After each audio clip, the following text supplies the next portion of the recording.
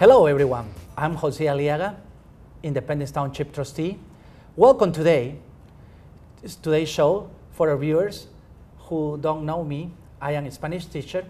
I am a servant for the public. With me today is my guest, Jennifer Williams, who is a real estate agent for Real Estate One in Clarkston. She's also fluent in Spanish. We have that in common. And is here today to talk about the real estate industry.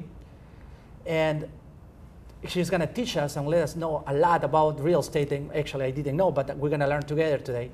Thank you for being here with us, Jen. You're welcome. Thank you for having me. Well, Jim, I have some questions for you because a lot of people want to know more about real estate. You know, I actually during the last 7 years, real estate have been changing a lot. Why should I have a buyer agent instead of calling listing agents when buying a house? Why should you have a buyer's agent instead of calling listing agents? That's a great question, Jose. Yes. First of all, it's free. You can find houses on your own, but if you have an agent that's helping out with you, you have a lot of advantages. First of all, they will help you find homes and email you listings that you wouldn't be able to find on Zillow or Trulia.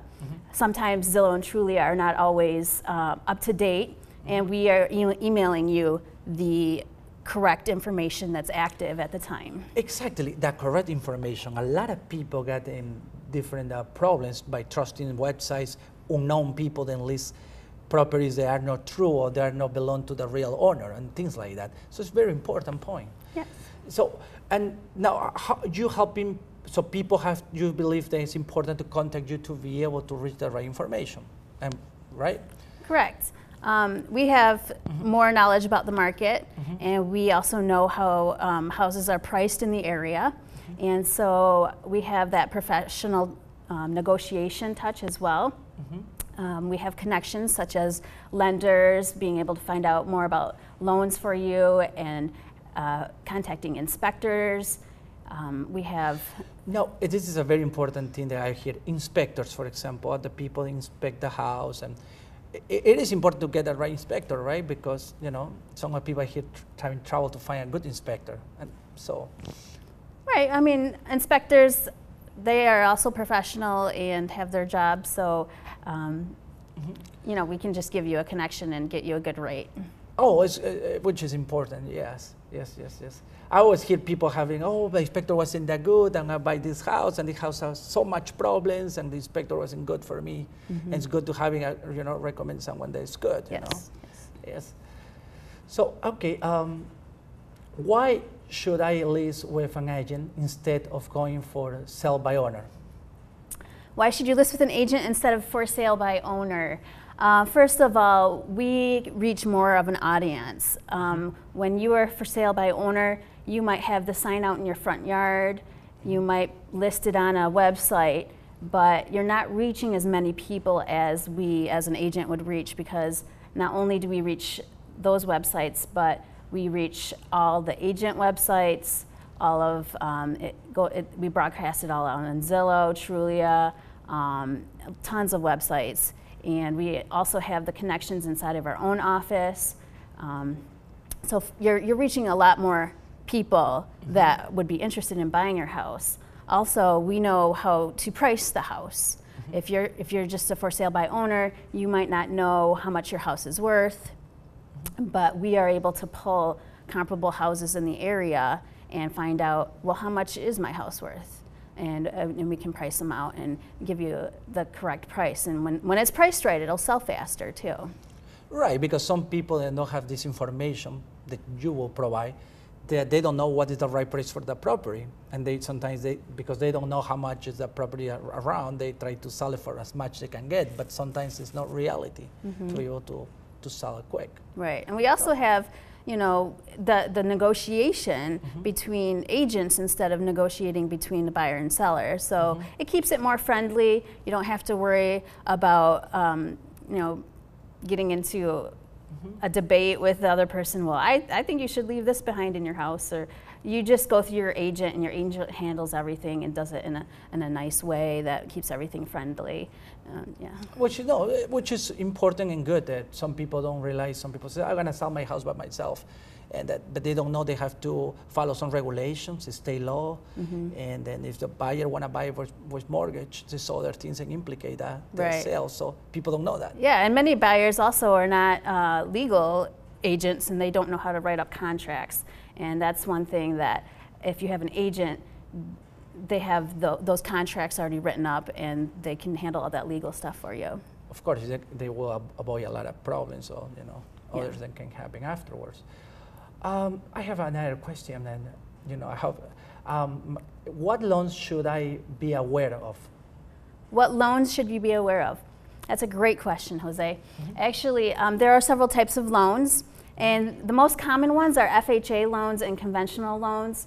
The FHA loan is backed by the government. It's a Federal Housing Administration is what it stands for.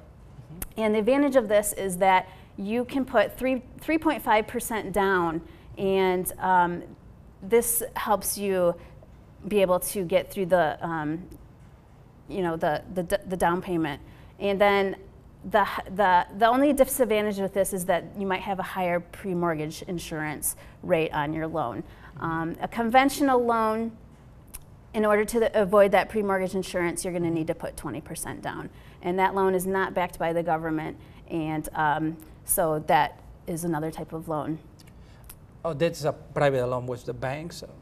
I mean the conventional? Yeah, the banks provide the conventional loan, and it's not backed by the government. Now, there is one loan that a lot of people are not aware of. It's called a rural development loan. It's for areas it's rural areas where they're trying to promote the people moving into these areas. And the advantage of this loan is that it's 0% down. You don't have the down payment, and then you have a lower interest rate. The pre-mortgage insurance is also low, but it does have some stipulations. You have to make sure it is in a rural area, and there are some income limits. So that's one that a lot of people don't know about. But another one that people don't know about, it's called 203K. And especially people that are first-time home buyers and they don't want to spend a lot, they'll look for houses that need to be fixed up, and they'll want to fix up a house. But the problem is that if the house is not, when it's inspected, if it's not up to code, your mortgage won't approve it. So what they do is they have this 203K loan, which allows for the improvements to the house to be able to be mortgaged into the loan, to be rolled right into the loan. So that way you can fix up the house, and you have the money to do that. So that's a great loan to have. Oh, yeah, it's important because some people don't know what loan to qualify or how is that. So you will be able to help people to be able to also walk through that process too? Yeah, that would be, they would go through their lender for that, but I would, advise them to do that. And then another loan that people are not aware of, it's called MSHDA. It stands for Michigan State Housing Development Authority. And this also helps people out. It gives them lower interest rates. It's actually gives them a very high credit on their taxes. So they can get up to 20% tax credit for this loan. And they may also get down payment assistance. So if you don't have the money to put it down on a house at all, you could try to get a MSHDA loan. Oh, okay, from the state of Michigan. Is the county, Oakland County, does something like that, do you know? Yes. Oh, they do too? Okay. All right, good to know. I mean, it's a good information, but people didn't know all this about housing. Good, thank you. So you told me a little bit, this is a question different than what we're talking, but you told me about, you want to share something about your mission trip? Yes, something that I like to do, we had mentioned that we both speak Spanish. And, yes. I have been planning a trip to Mexico. I've been going through an organization called Compassionate Touch International, and they reach out to several countries, a lot of Latin countries. They help the villagers with medical relief and food, They've been trying to build some wells in some countries as well. And so I've been actually doing some voluntary work there, being able to assist them with that. And they have a fundraiser coming up on September 14th, that will help raise funds for their organization. So I've been enjoying being a part of that as well. Oh, okay.